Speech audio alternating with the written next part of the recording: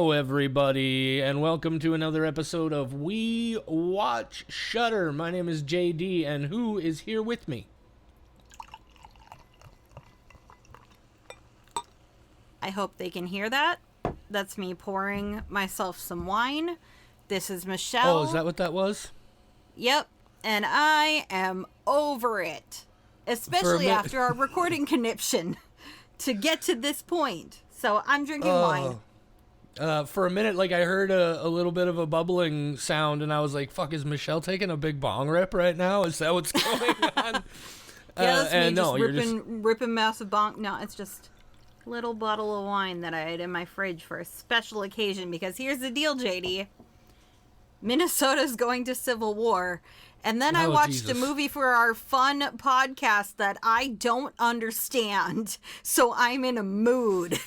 Well, here's what I can tell you, Michelle. I can't tell you anything about Minnesota. First of all, we talked about it on the social media. Let me make this very, very clear.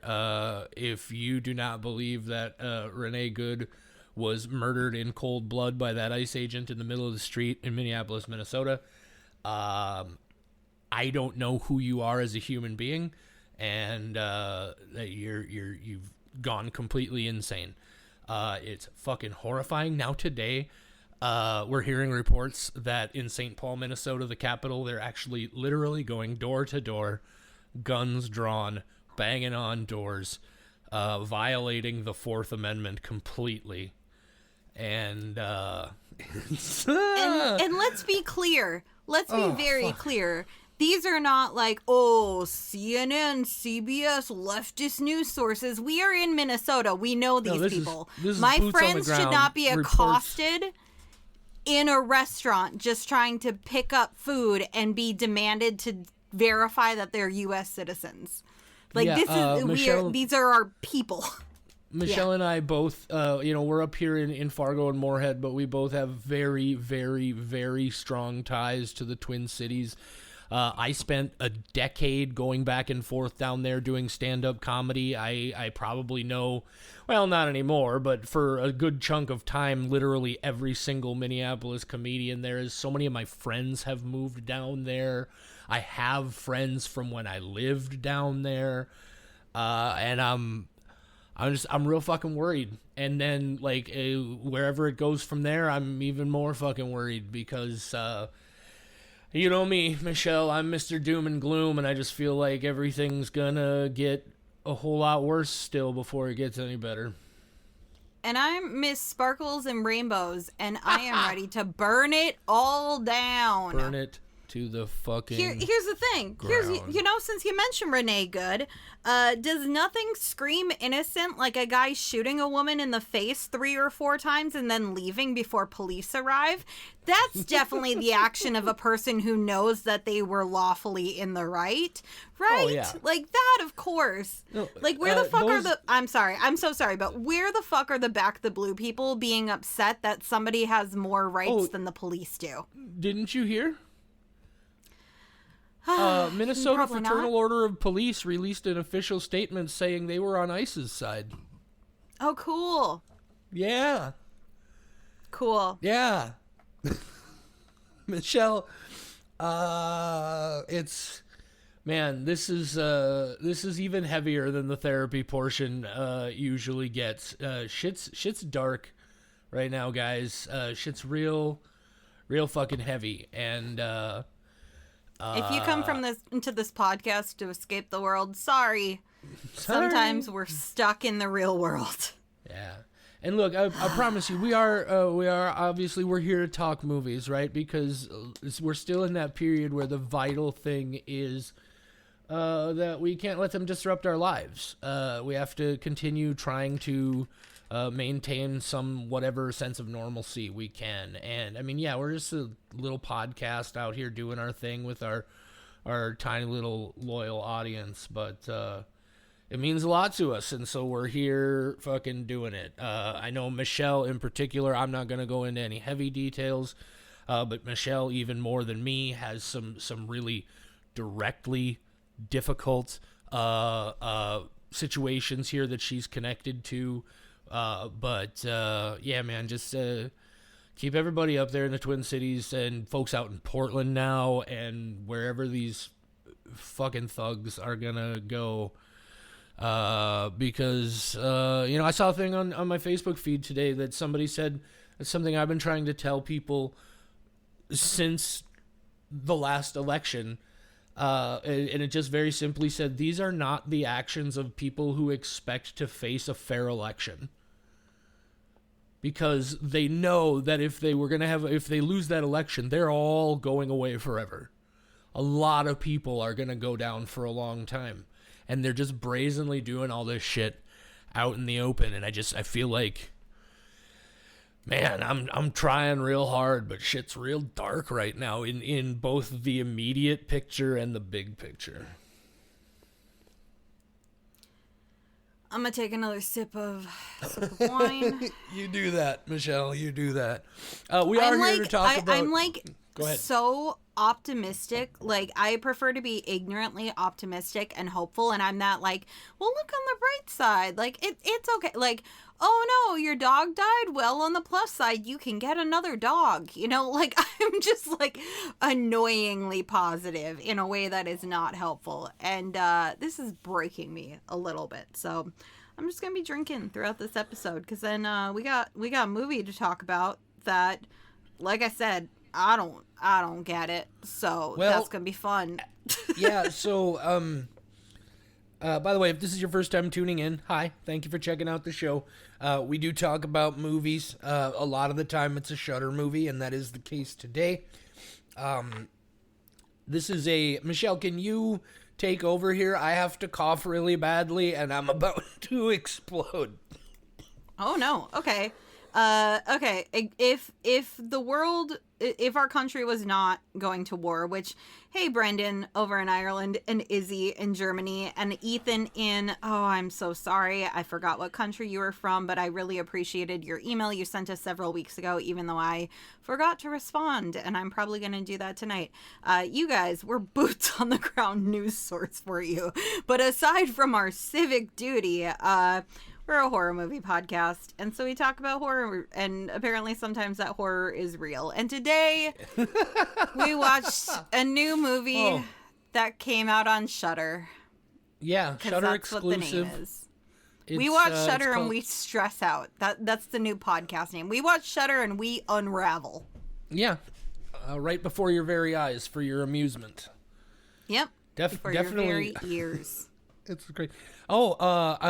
Side note, everybody who's been with us for a while, I want to get this out before I forget and before we dive into the movie. I had my first of 3 visits with my new therapist, who's also assessing me and diagnosing me for neurodivergence. I'm finally going to find out what kind of fucking spicy I am. And are they prepared for you to yell at them and then apologize later after some of your sessions? Did you have to sign extra paperwork? No. Of, be prepared? No, I've already told her that I had security called on me one time at Sanford Hospital. Not because I put my hands on anybody, but because everybody in the fucking ward knew that I was there, because the lady was giving my mom the wrong dose of medication and she wouldn't fucking listen. But it's fine. No, I made it very clear. I have emotional outbursts sometimes where I feel like I'm there and I'm watching it and I know I'm being stupid, but there's nothing I can do. It's like I'm behind the wheel, but I'm not in control. Yeah. Oh, anyway. Do you have dissociative identity disorder? Because I absolutely got diagnosed with it, and that's exactly what it sounds like. No, I guess I don't know. We're going to find out. I'm sure she has ideas of what might be going on with me, but no, I wouldn't call it dissociative. It's more just caught in my temper, and I know in the moment that I'm just raging over something stupid, but I'm caught in the rage, so I can't stop until it, and then as soon as it's done, I immediately crash down and know exactly how much of a dick I was, and then I gotta apologize, but nobody wants to hear this, Michelle. But I don't know. Maybe they it's what I want to hear. Okay, so you don't want to talk about the movie? Beings. I mean, if we gotta, we can. But I really hope you have a lot to say because I'm confused. Well, we're talking about a movie called it. A Desert. A new movie. Joshua Erkman is the director. I'm sorry, I don't remember right off the top of my head if he's also the co-writer, I guess. Partial co-writer. Yeah. With Bossy Baker. His debut feature as a director. Shout out, by the way, this is another one that Yellow Veil Pictures is handling. Those guys just got their finger on the pulse, man. And having seen several of them now, they definitely have there's a Yellow Veil style, right? Like there's a vibe that you can feel in their films. Would you agree, Michelle? Yes, it's similar to Purple Films, but yellow. Yeah. Anyway, so this movie, A Desert. I didn't know anything about it going in. Did you know anything about it going in, Michelle? Here's what I knew. I was hoping the title was misspelled and this was a dessert, not only because I love dessert, but because one of the writers is a bossy baker. I expect the best desserts to come from them.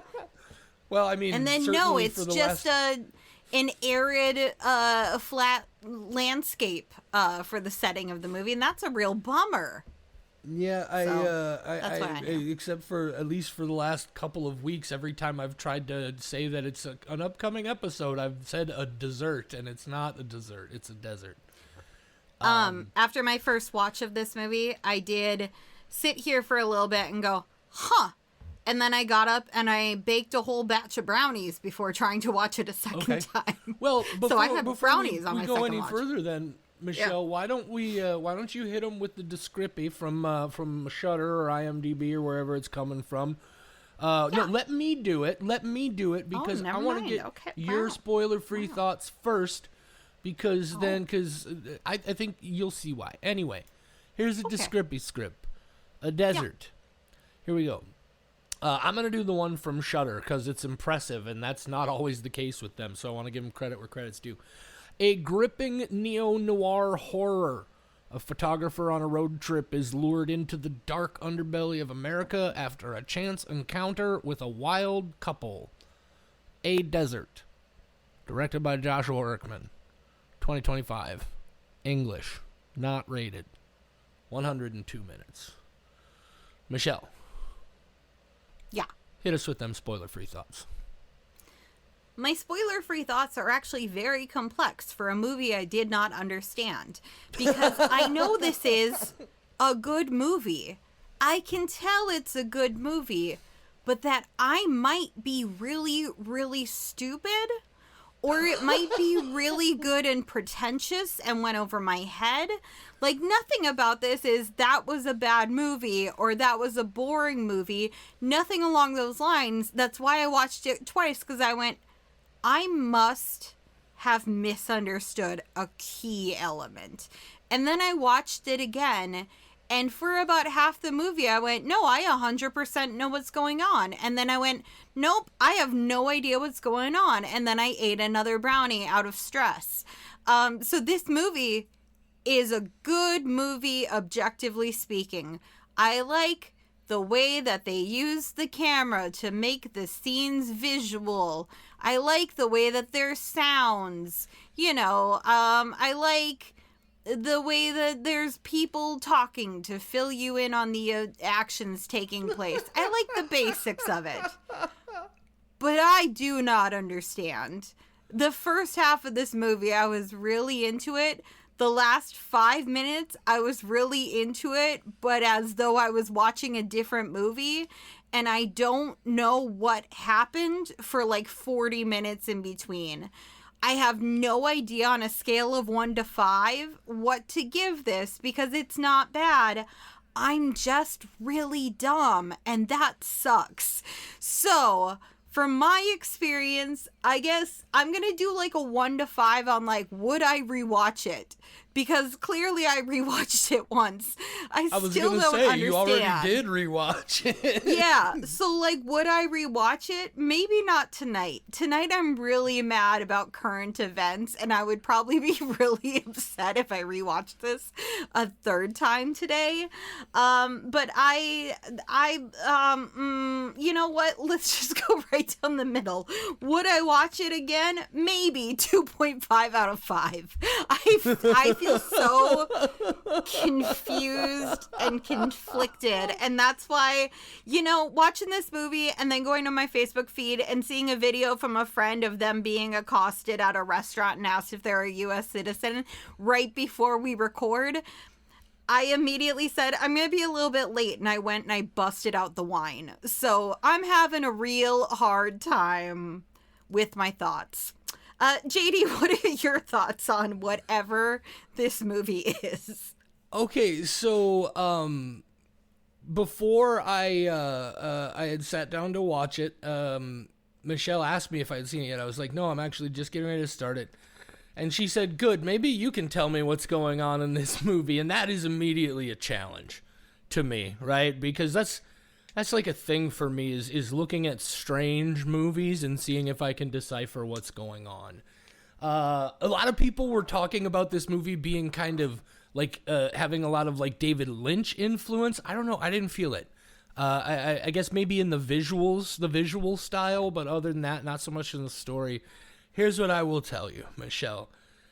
I have what I feel is a pretty solid theory about what's going on in this movie from beginning to end, all the way through.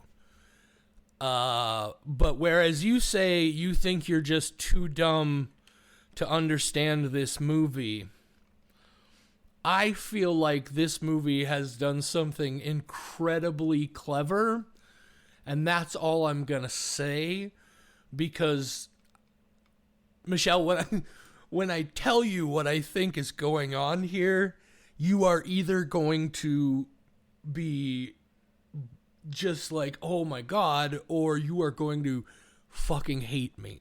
But that's all I'm gonna say. I loved this. I thought it was fantastic. This is a 5-skull movie for me. I fucking loved this. It's so good. See, I told you it's a good movie, even if I don't get it. Again, for maybe you haven't listened to us before, I always like to clarify. When I do a rating, what I'm telling you is how I personally felt about the movie. It's not trying to be any kind of objective judgment or criticism of the movie in any way. But yeah, and look, that 5-skull rating has a lot to do with this theory that I developed while watching it and what I think is going on here. Now, if at any point it becomes aware to me or anything that in fact I am wrong, it might affect that. But as of right now, I fucking love this movie. I actually sent a message on Instagram to Joshua Erkman, the director of this movie, that I hope maybe he sees, because all I did was I was like, hey, I would like to ask you a question about your movie, because I gotta know, right? I gotta know. He'll probably give me one of those, oh, maybe not, but I gotta at least try. 5 Skulls, A Desert. I have many things to say in response before we even get into the movie. And first off, we all know how much JD loves when he reaches out to a filmmaker and they go like, oh, I don't know, it's a pretty good theory. And then he gets really mad about it for a movie that he loved. It's one of my favorite things is you being like, they gave me a half-assed answer. I'm just like, no, well, I get it, right? Like, they don't know me, and they're like, maybe this is something that they want to keep quiet, and they just want to, maybe in the back of his head, he's like, yeah, good on you, man, you nailed it. But I can't tell you that, because then you're going to go and maybe you'll go and tell people that I told you that, and then that ruins the mystique of the whole thing, Maybe that's you're a part of it. You're going to write an article, and everybody's going to know the secret now. You're in on it. Oh, I don't know about that. I don't know that it really is worthy of an article. I mean, I have notes about things from the movie to back up my claim, but yeah, we'll see. the other thing I was going to say, I am completely on board with just having a fan theory that makes you love a movie or any piece of art so much more. I have so many things on my list. I can't think of one right now because the wine is taking over. JD put a finger up. Oh, no, I was just going to say, quick aside, interesting you mentioned that, because a prime example of that is I did just also earlier today watch the new Texas Chainsaw Massacre documentary, Chain Reactions, which is just 5 interviews with different people. And Patton Oswalt, who's the first person interviewed in the movie, he's chapter 1, has what I personally think are batshit crazy ideas. But, you know, it's like everybody, like, there's a certain kind of ambiguity that I don't like, and then there's another kind of ambiguity that I think is great, and the difference is, do I think they were solvable? And now here's the interesting part is, of course, I only think they were solvable if I solved them. So really what it comes down to is I only like ambiguous movies if I feel like I understood them. But I think that's fair. And I feel like I understood this, and again, I feel like I feel like when I say it, I just have no idea how you're gonna react. I'm like so excited to hear the theory, but I do need to finish what I was saying first, and that sucks because I'm postponing hearing what your theory is. But I did want to give a shout out to a very brilliant example of this, which is the documentary Room 237, which is people just very intense, very heavily evidenced theories about The Shining, where they can't all be right. They definitely can't, but everybody is so convinced that theirs is 100% correct that it makes them absolutely love this brilliant piece of art. A more modern example would be me with Stranger Things and Conformity Gate. We don't need to get into it, but basically the Stranger Things finale aired and people went, wait a minute, and they started picking it apart and being like, there's a deeper story here.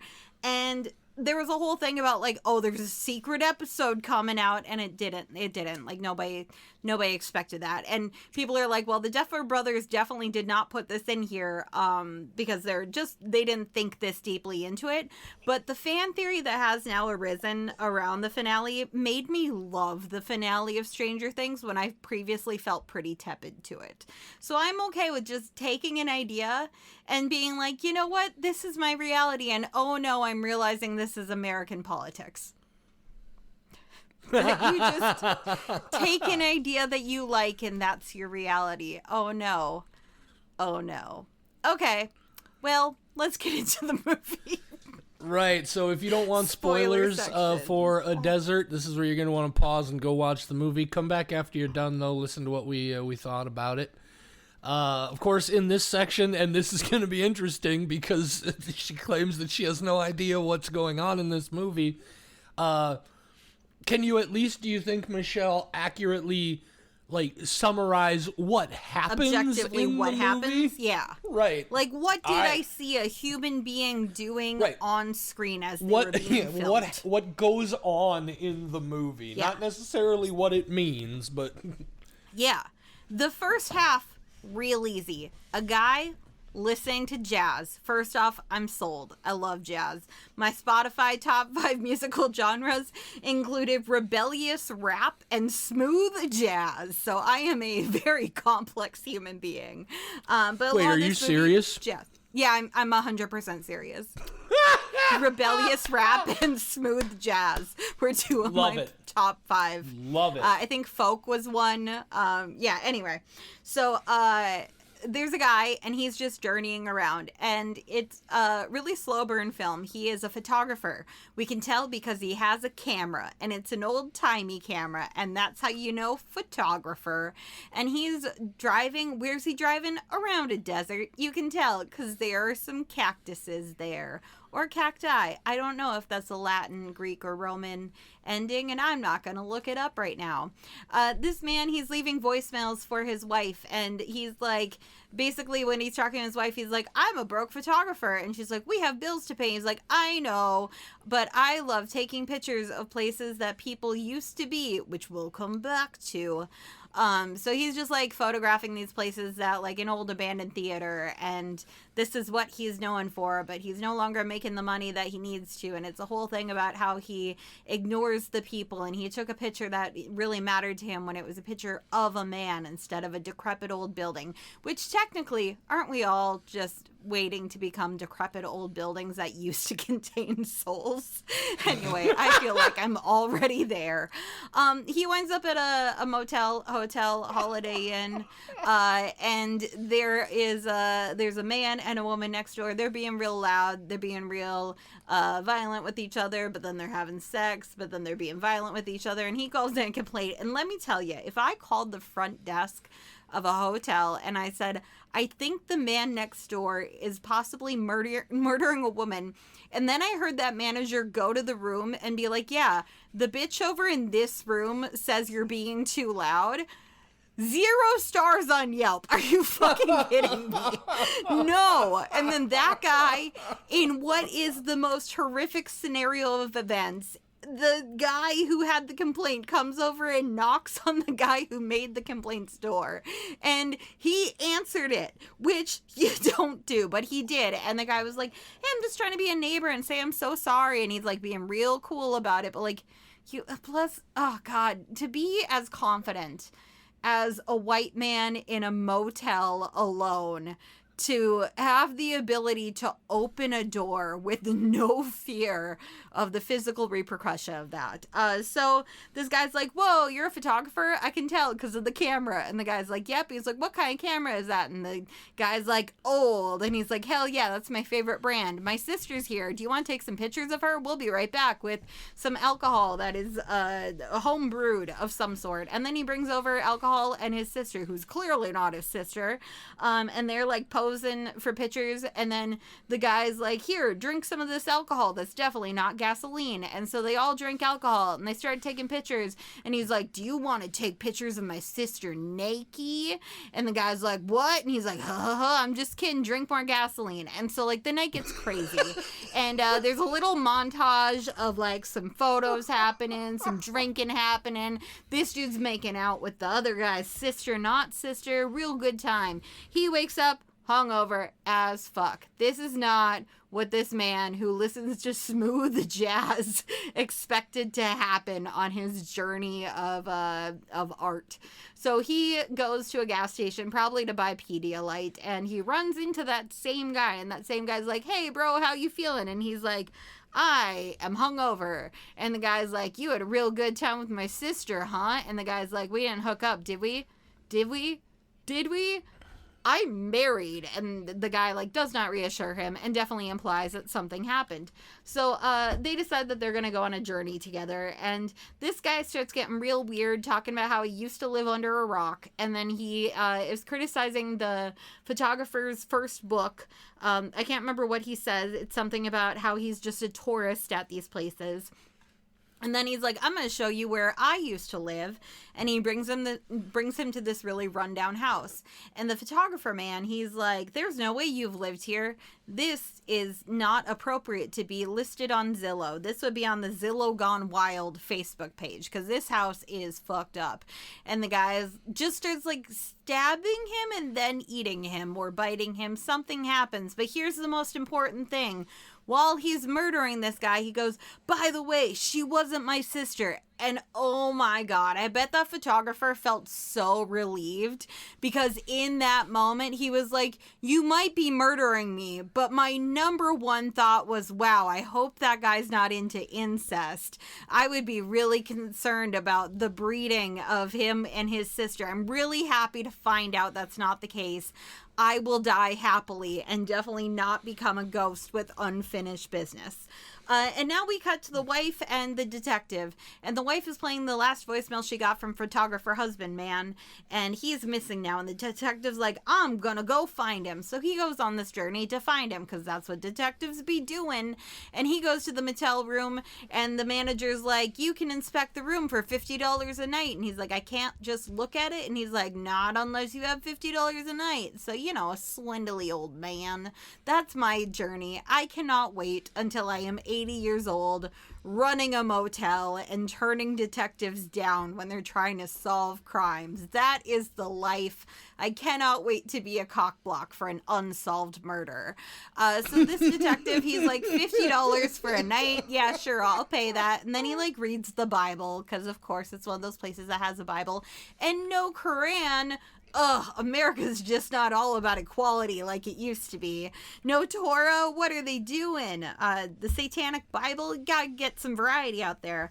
Detective goes on a journey. Then I blank out because he's on this journey for a while, and he goes to find the sister who is also a sex worker, and he pays for her time, and they go back to the motel room, and now the brother not brother's there, and he's trying on the dude's clothes, and this guy's getting fucked up with them. And then the wife tracks him down, and she's like, what are you doing? Are you just drinking with sex workers? And the guy's like, yeah, probably. But he thinks like he's got a theory or something.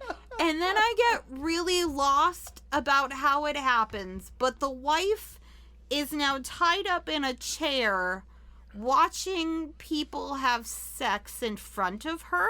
Throughout this movie, there has been a guy just sitting in front of multiple TV screens with porn happening on them.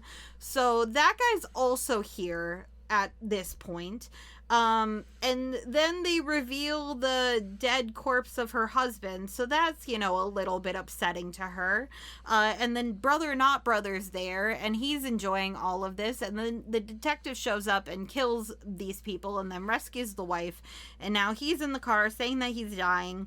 And she's like, you're not dying. He's like, no, I just realized that people know when they're dying, and that's a thing I didn't know before now, which I don't know why, but like I don't remember the exact quote, but I really like that for some reason, of just like, you don't know you're dead until you are dead. I don't know, there's something about the finality.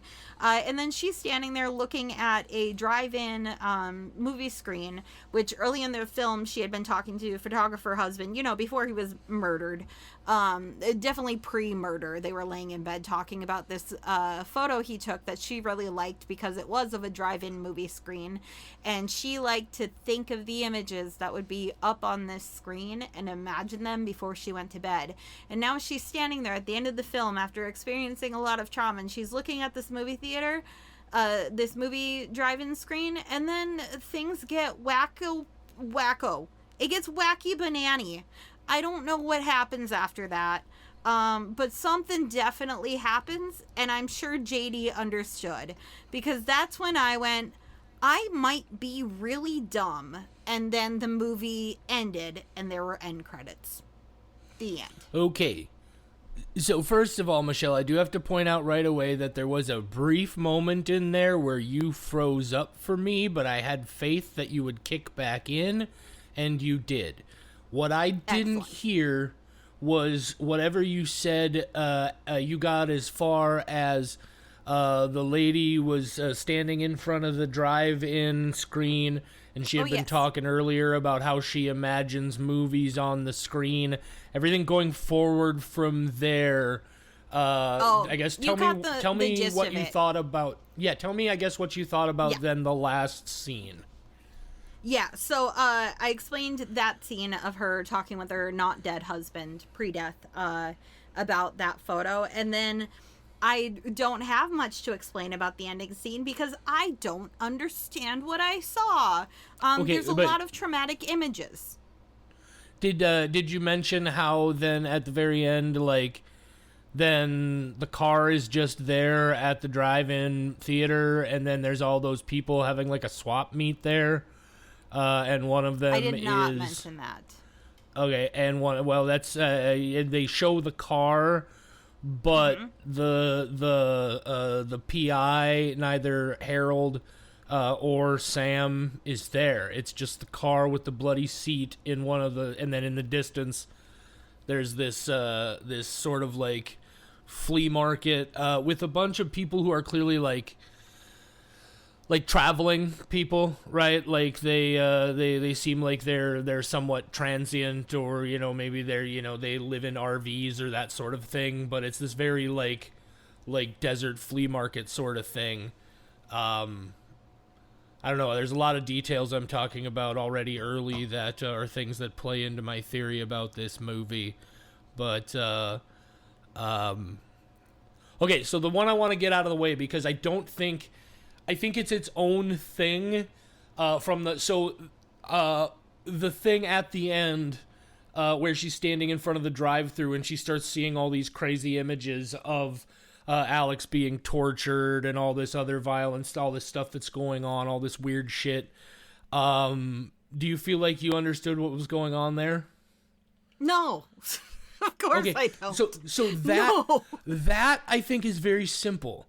I think that is a representation. So she, first of all, what happened for her to get tied up in that spot is the last thing we see before we see her there is Rennie, the dude who killed Alex, comes driving. She's got a flat tire, and he comes driving up in a van and getting out. He recognizes her from the photo. And he says, "What a world!" Yeah, and he's like, "What a world!" And so he goes, and then the next thing we see is she's all tied up there. He kidnapped her. But, I knew he took her. I could not figure out how it happened that he made that connection. That's and part so of why I think he pulled over is because he pulled over and he looked at her and he immediately pulls the photo out of the pocket of that jacket he stole.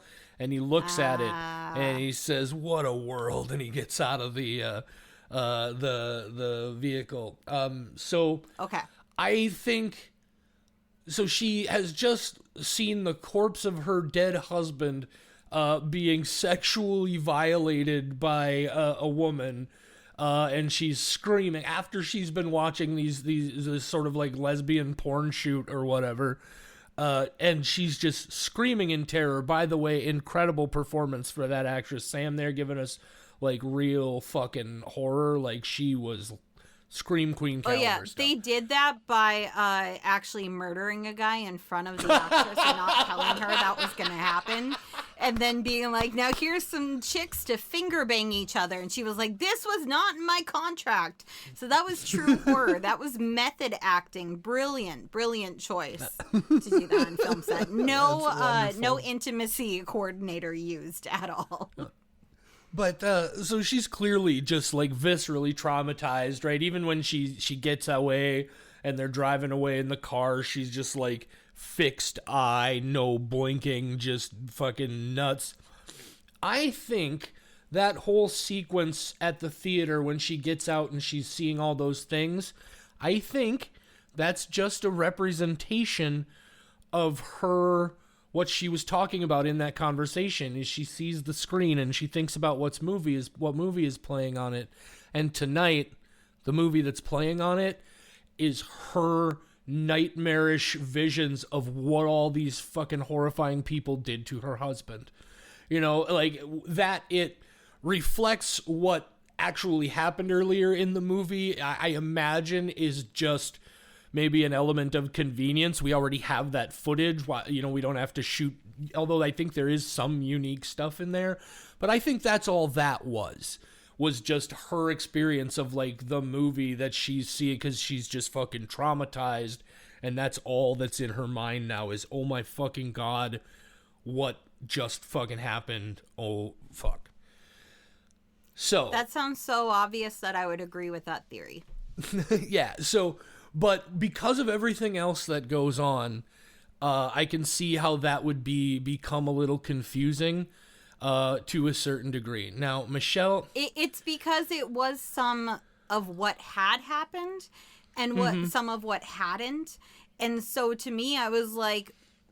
I think the fact that they interspersed some of the shots that we already knew were true... threw me off a lot more because then I was like, did he get tortured more and we just didn't see that? Like, what is happening? But I like your idea, and I have a feeling you're probably right. Sure. Okay. So now my theory on the whole thing. Here's what I'm going to do because I'm really curious to see the reaction on your face. I have something loaded up in our chat for this call. Oh, no. And I'm just going to send it to you. No, I'm just going to send it to you and see. So can you do this so I send it to you, but you don't see it until I tell you I'm watching you again? Because I can't have you on the screen right now while I'm sending it. Oh, I got you. You don't have 3 computer monitors. I got it. Right, exactly. All right. You're not. So I'm gonna send it to you right now. Okay. Mm-hmm. Okay. All I right. got a notification. Now. Mm-hmm. Okay. So I'm watching you now. Go look at what I sent you. God, I feel like Gwyneth Paltrow, or not Gwyneth Paltrow. I feel like the other guy in Seven. What's in the box? Okay. Brad Pitt. Yeah, but hang on.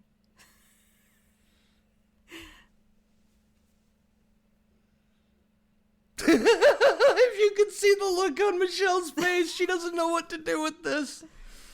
Well, like, he just sent me, I'll go ahead and reveal it. It's that guy with the big poofy hair from the History Channel with just the text aliens. It's that guy, that meme guy.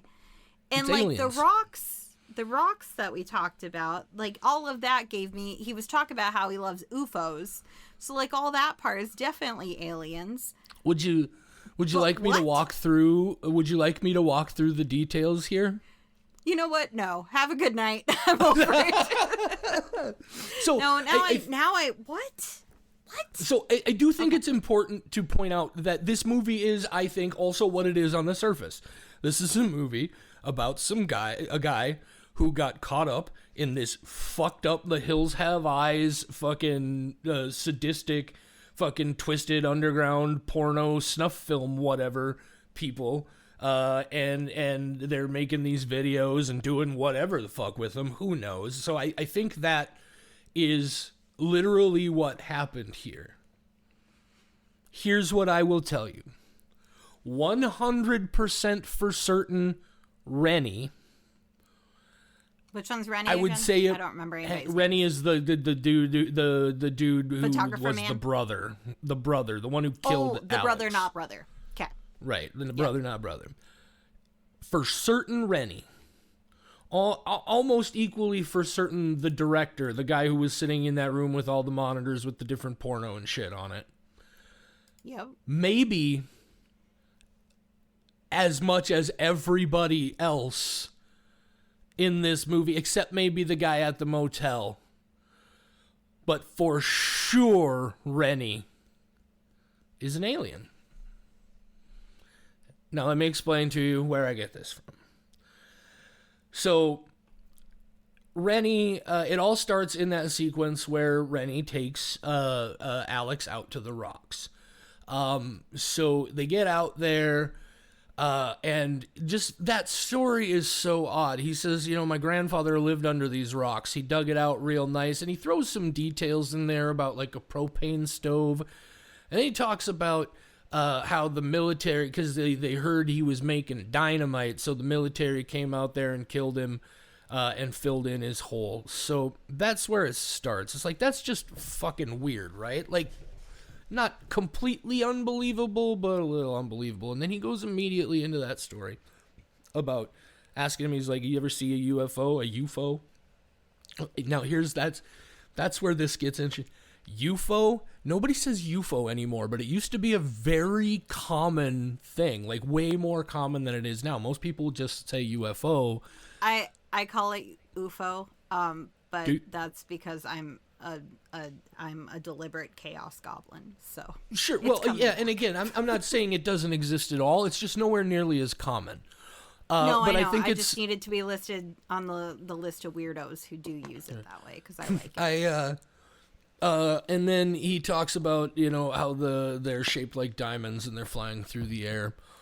And then they go out to that shack, even further out in the middle of the desert, and he says, that's, by the way, a big part of it also. The whole movie takes place out in the fucking desert, where they always find the aliens in the desert. Yeah. Oh, I thought it was just the name of the movie. Yeah. No, that's where you're always hearing about the fucking aliens out in the desert. Anyway, he was like, the guy's like, I was born in that building. And the guy's like, it looks like nobody's lived. He's like, did your family live here? And he says, "You could say that." And then the guy says, it looks like nobody's lived here since the Dust Bowl. And then after he kills him, when he gets dragged into the shack, there's this weird red light emanating from inside the shack, and we never see where that light's coming from. That's a little fucking weird. And then he starts fucking biting the dude on the neck where he stabbed him. I don't think he's biting him. I think he's drinking his blood. And at first I was like, vampire? But he doesn't have any fangs. It's nothing. But this is crucial. If you go back and watch that sequence, he goes down. As he's going down to bite into his neck or whatever the first time, there are sound effects in the background that are very similar and indicative to many things I've heard before that sound like weird, almost insect-like aliens. And when he starts to scream, there is a human voice, but there is also a monstrous second voice underneath that human voice. It's distorted, but it's not. It sounds initially like it's just weirdly distorted, but it's two voices, maybe even three sounds of screaming layered on top of each other, and some of them are very like alien creature-esque. So that was another piece of it. And then the brother-sister thing, right?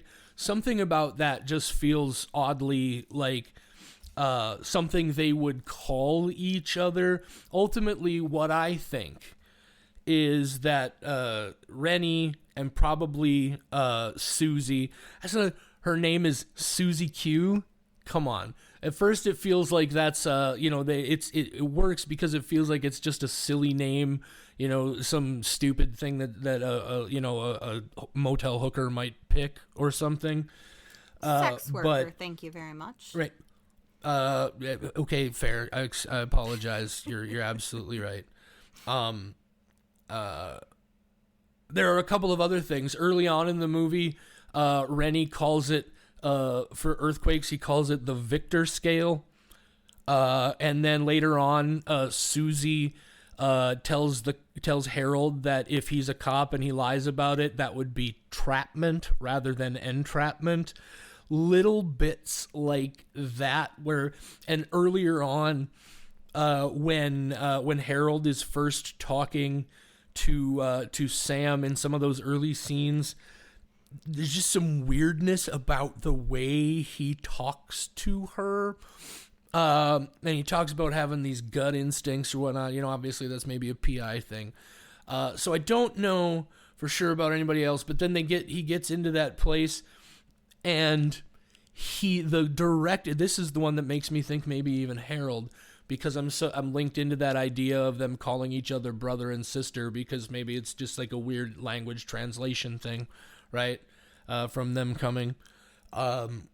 Because when the director hears the shotgun rattle, when he pumps the shotgun, he turns around and he calls Harold brother before Harold blows his head open.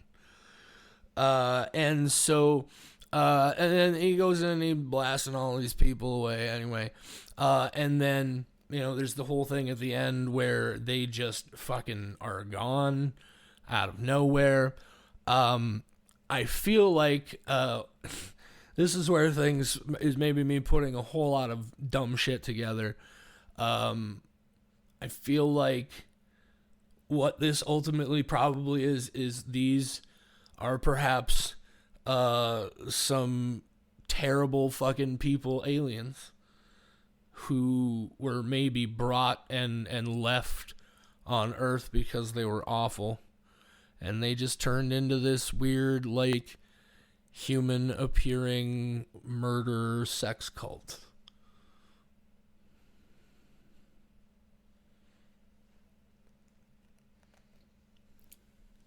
I do like any movie theory that centers around aliens.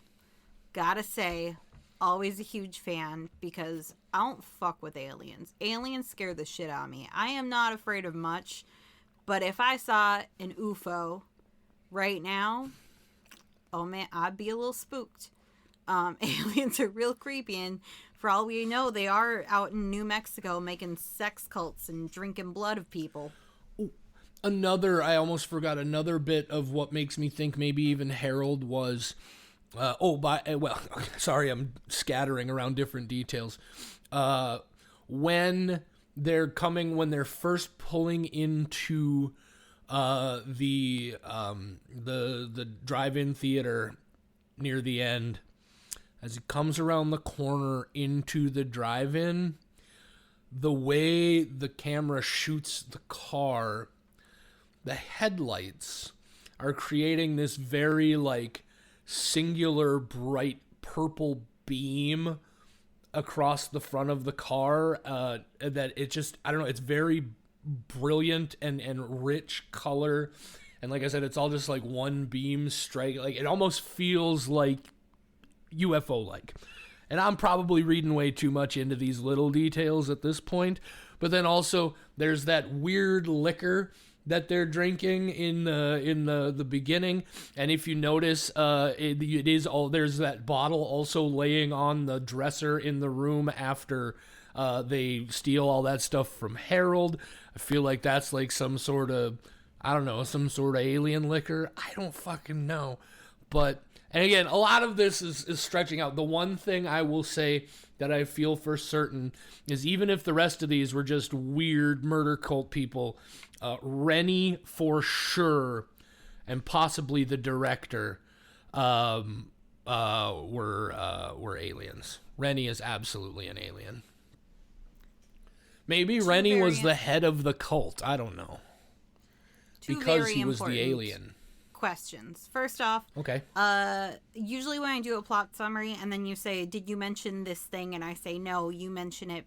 Then you talk about it because you think it's going to be very important to talk about later. And with this one, it was the stuff at the end about the transient people that I didn't include in my plot summary. What is the importance of that with the alien theory? Well, you notice how none of them seem to be at all concerned or even curious about the car sitting there with its doors wide open. Like nobody has gone over there to look at it and seen blood all over the seat and been like, whoa, what the fuck happened here? Like, they've been there for a while, right? Everybody's got all of their stuff set up, and this is another one of the things that makes me say, maybe the only fucking people in this movie who weren't aliens were Alex and Sam. And that cop that Sam talks to after Harold disappears. But, like, I don't know. There's some element of this. Like I said, at the very least, Rennie is fucking aliens. What was your other question? My second question, why would Rennie be more of an alien than the director? Because this entire theory, I think the director is definitely the alien. He's the weirdo. Well, the reason I say Rennie for sure is, again, those weird noises that he's making. I don't think they're just stylistic noises and distortions of his voice. I think they're indicating there's something inside him. So I'm just saying, I feel like I have more strong evidence for Rennie than anybody. Oh, by the way, you remember when we were talking about when Rennie kidnapped Sam when her tire was flat on the side of the road? That's another small detail. He looks at, and I said it twice specifically while we were talking about it.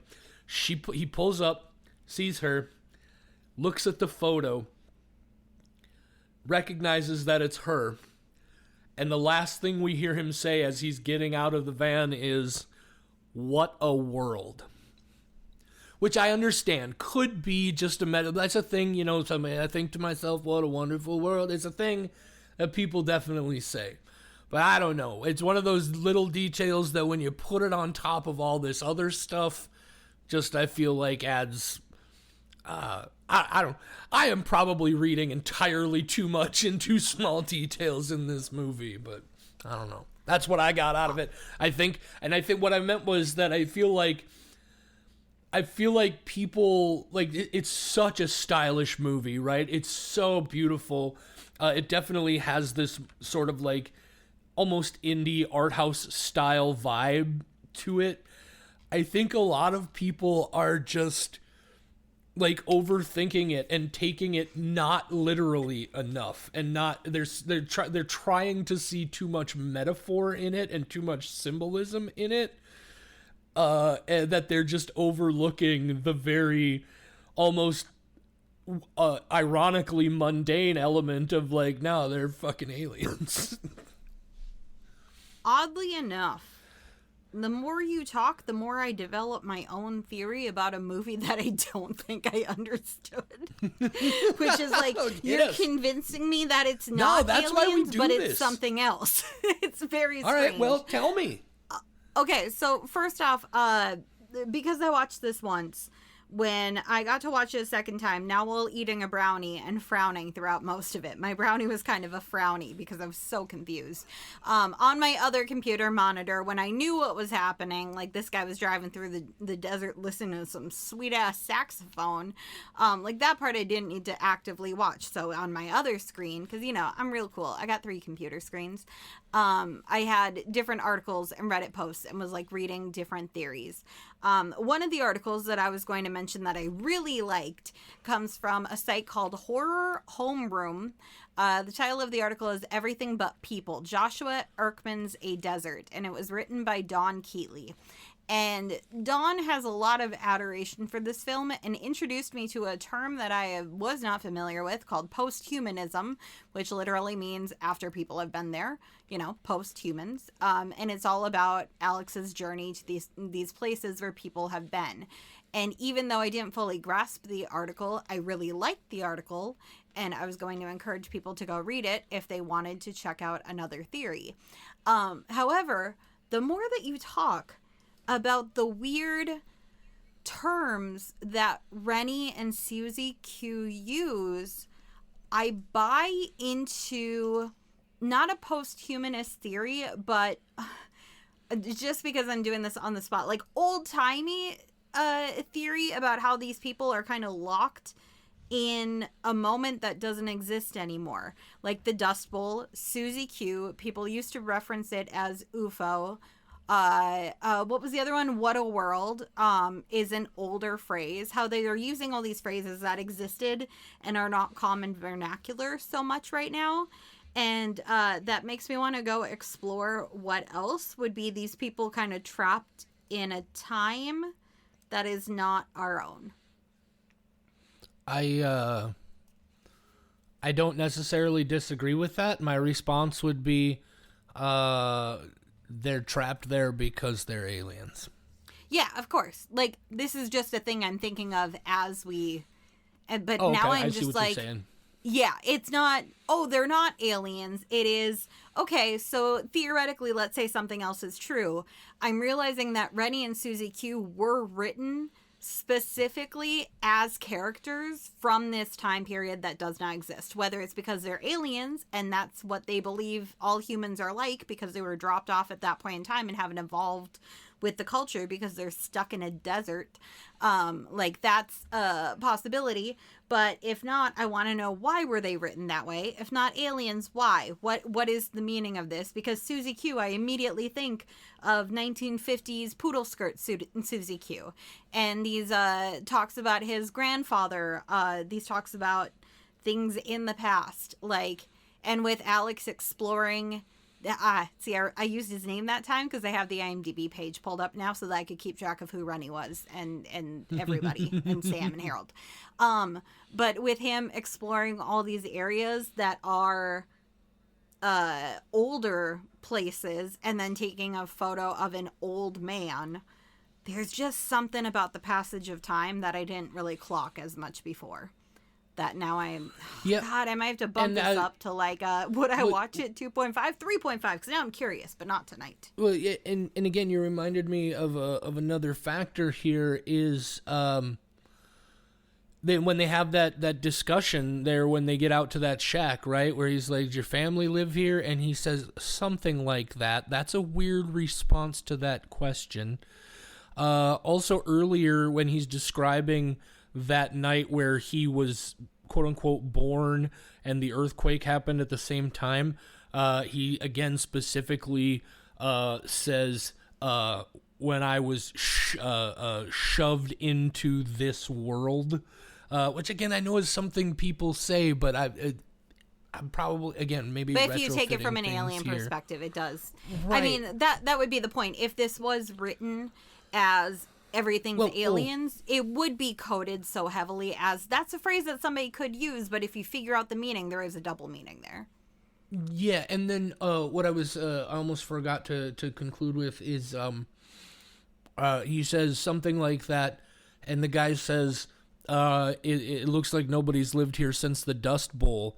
And, like, well, what if part of Rennie being an alien is he's very fucking old? You know, maybe he doesn't age the same. Maybe they've been there for centuries, or at least for, you know, God knows how long, and he's just been that guy and slowly, like, I don't know.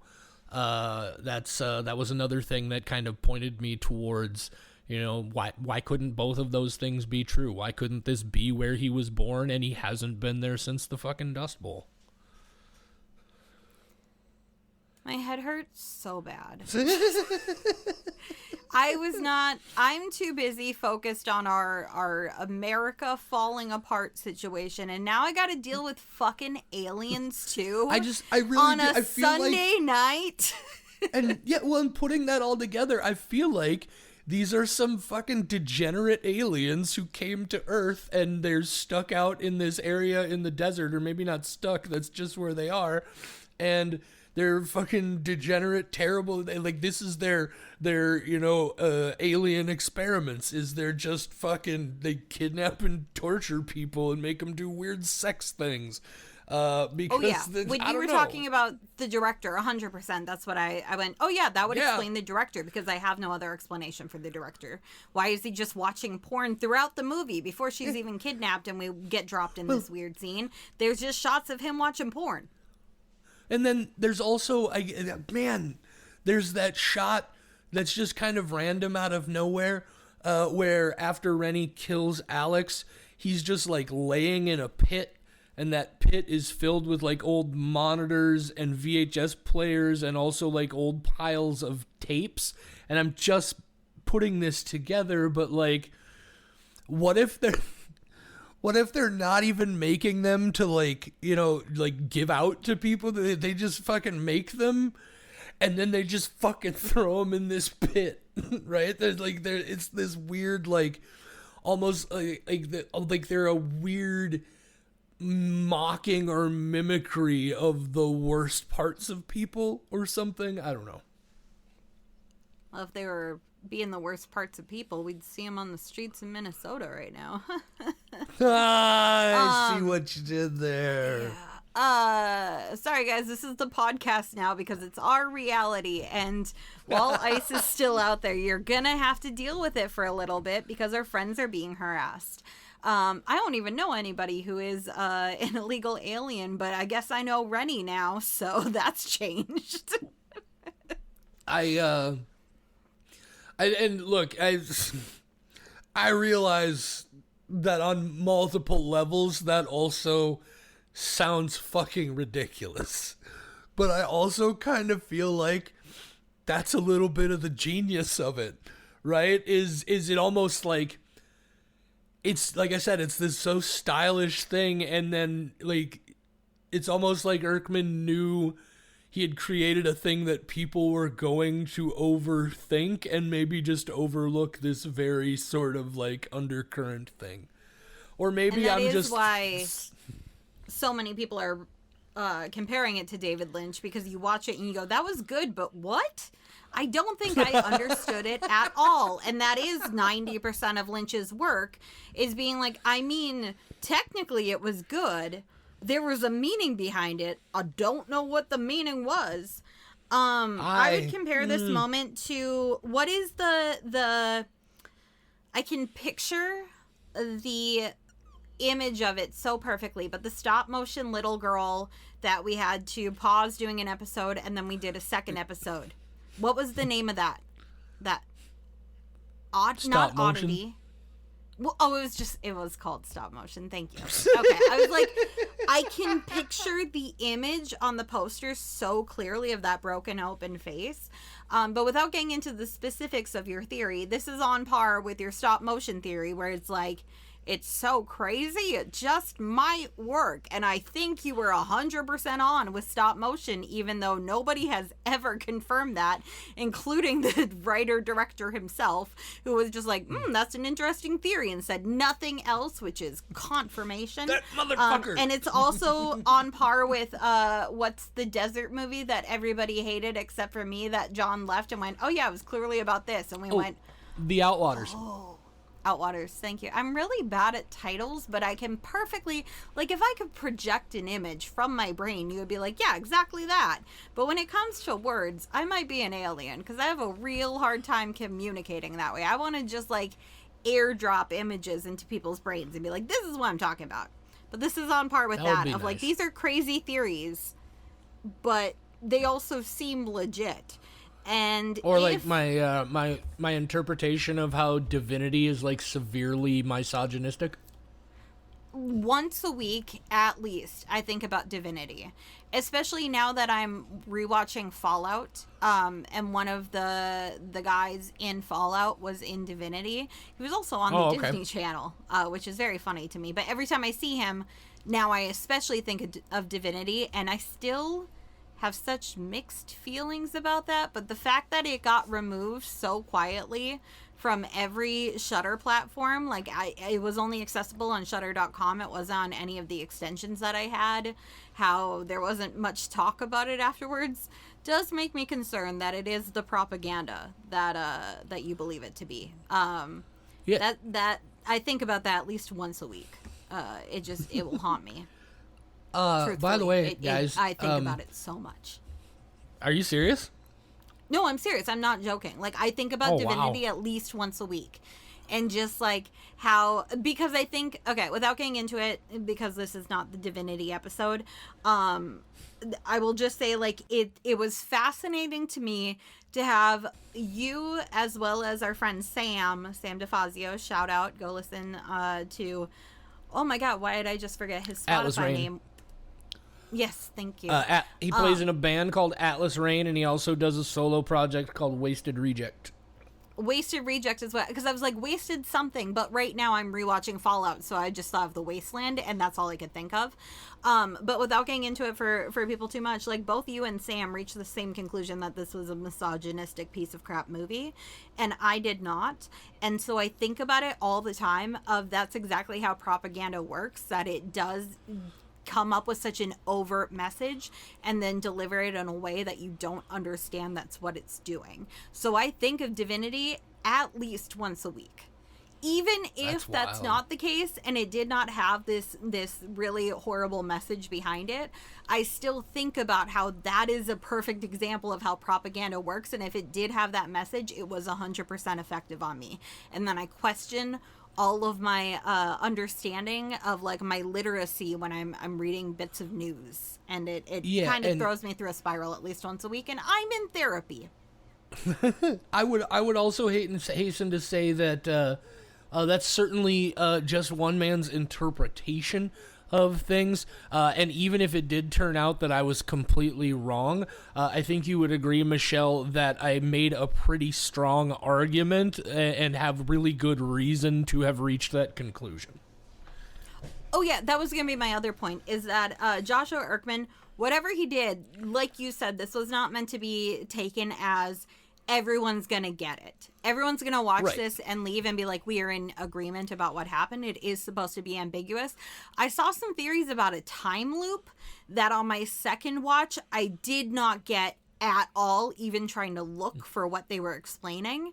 How these people are trapped in this never-ending torture, and that is a theory I can't even understand, but I saw that on multiple articles and comments, so that was fascinating.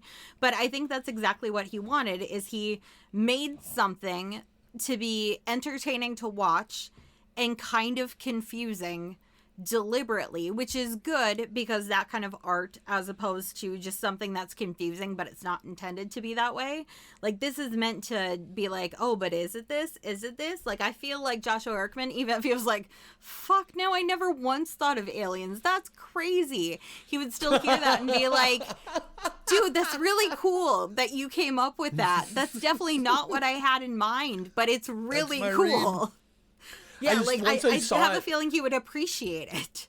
Once it hit me, like, my immediate reaction was also just like, I'm gonna look like Giorgio, whatever the fuck, from Ancient Aliens with that picture where he's just like, aliens. It's like, that's once this that's movie where I has landed been out on this.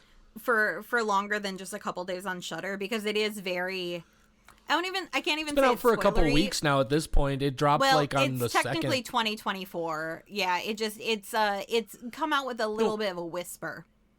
What I mean is it's been on Shudder for like 2 weeks. It didn't just drop today. Oh, we just did the episode just now. Gotcha. Right. So this one and last week's movie, Marshmallow, those actually both dropped on the 2nd. They just didn't have any other new releases until next week, so we did this one. Gotcha. Okay. Well, side note, by the way, not to toot my own horn or anything, but if you would like to see some more examples of some, at least I feel, interesting analysis I've done on movies, I would say go back and listen to our episode about Mad God, our episode about a wonderful movie called Where the Devil Roams, one of my very favorite movies of all time. Our stop motion episodes, there are 2 of them, but they're one right after the other. Our episode about Divinity, I feel. Don't listen to our episode about Late Night with the Devil, but go to our website, wewatchshudder.com, into the Ghoul blog, and you will find maybe the most insane thing I've ever done in my life of being a movie fan, where I spent about a week and watched that movie 5 or 6 times and went through it almost frame by frame and shot by shot and broke down everything that's going on. I get caught up in this stuff sometimes, but this is another one where I was like, I'll tell you this much, even if I'm wrong, I had a real good time trying to figure out what was going on here. And also, we've been so caught up in the underpinnings, like what's going on under the surface here. Even just on the surface, this really good fucking, like, not quite horror, but definitely horror adjacent. It was a real good fucking murder mystery kind of movie, I thought. I really enjoyed that part of it, too. JD, what? I have to say possibly the most dangerous thing I've said on this podcast ever. And one of the things that's, like, the scariest things I've said in a while, to the point where I don't even know if I want to speak this into existence. Oh, shit. Sometimes you are terribly, terribly wrong. Like when you gave Hubie Halloween a 0 out of 5. Sometimes you are completely mistaken. But you might be a genius. It's not, like, I joke about it, but a lot of it is, it's the upside of a lot of mental health issues and mental conditions, right? I'm very pattern oriented and detail fixated, but also I've just seen so many movies at this point that, like, What it is understanding that in a really, really good movie, absolutely nothing that happens, absolutely nothing you see is incidental or meaningless. Everything in a very good movie is significant. Everything means something. And then it's a matter of just trying to track those details and see how they might link together. I've been watching a lot of Tubi trash lately. Just indie people who, like, could not get anybody to put out their film, so they just put it on Tubi. Did you watch Bloodline Killer? Oh yeah, we'll talk about it. I do want to say shout out to our buddy Bren over in Ireland. God bless you, buddy. I made it about 25 minutes into Bloodline Killer, and I couldn't do it. I had to tap out. Okay. I couldn't do it. I had to go. That's you're not wrong though, buddy. It's a doozy. I've been watching a lot of Tubi movies though, because I do like that I can watch a movie and keep in mind, like, I've seen so much stuff, and I'm of the mentality that every shot in a movie happens for a reason. And I love when I watch a movie and I go, this happened for a reason, in that they didn't have a filming location, so they just shot half of their living room, and this was the angle that they could do without showing stuff of like their family photos on the wall. And that is so fun to analyze in a very indie film of like, this shot happened for a reason, and the reason is you had an idea for a different shot and it definitely wasn't going to work, but you and your friends were already there for the day and you had to make something. So this murder had to happen this way, completely off screen, and you are probably very disappointed in what happened and what you had to put out in the film, and that's the reason this shot happened. And again, keep in mind that I'm saying specifically in very good movies, right? In not so good I love movies. realizing it about, as somebody who has made indie short films that are very bad and will never see the light of day, I'm very hyper aware of, oh yeah, this shot happened because me and my boyfriend were fighting off camera and we were tired and we figured, fuck it, the last 5 minutes of the script doesn't need to happen. It's going to be really funny if it just ends Monty Python and the Holy Grail style and we just say we ran out of budget. And so I'm aware of those moments. Oh yeah, I've been there as well. Yeah. Oh. Okay. Well, so I'm that's my big theory. For a long list of reasons. That's my big theory about a desert. And again, that was the whole thing. It's just like, also it's like fucking, I don't remember if they ever specifically say where the desert is, but there's so much fucking crazy alien shit in the desert. Right? Like, that's the whole Roswell and Area 51 and all that shit, the black mailbox, all that fucking wild stuff. It's all out in the desert. Out of all the things that you have to explain about this movie, I think saying aliens happen in the desert is the least necessary. We know. That's why But we I don't also live think there. it's like, once you look back on it, it's like the biggest giveaway. Once, like, at least if I'm right. If I'm right, it's like, oh, fuck, they and that's, is I feel like, oh, what a great movie. I loved it. It's so fucking I hope good. Joshua Go watch Erkman- it, guys. I hope he gets back to you and he's just pissed off that you came up with like, he's like, I know this movie was up for interpretation, but not that up for interpretation. Go read this other article about post-humanism. Look, man, take it for what it is. I love your fucking movie. Don't yuck my yum.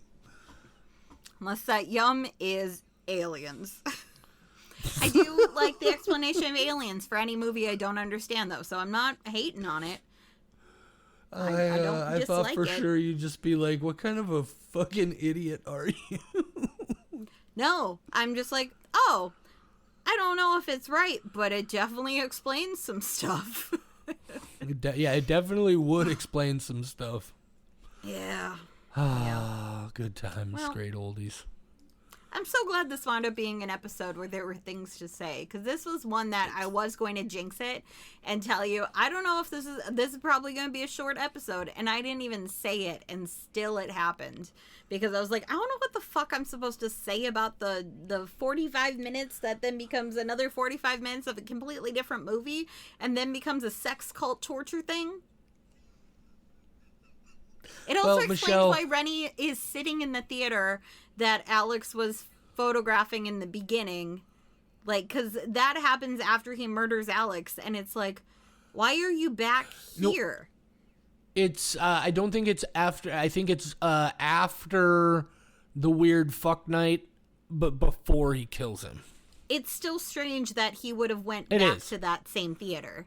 So I'm saying, as an alien, maybe he'd be like, I want to go see what this place in the photo is. Pop. Or like, Alex mentioned this. I can pop over there and then come back. Well, and it would could also just be it's, Rennie being a weirdo. Yeah, and, it's could also just be me being a weirdo. The nice thing, though, I'm trying to add to your alien theory. Don't yuck my yum. I was just going to say the nice thing is that looking back on it, I obviously did that thing I do sometimes when I get real excited about a movie where I repeat several points more than once or twice, and so that probably added some extra time. You need to have more faith in my ability to ramble, Michelle. That's true. Hey, Michelle, it just jumped up here in front of me. Have you watched the new season of the Creep Tapes yet?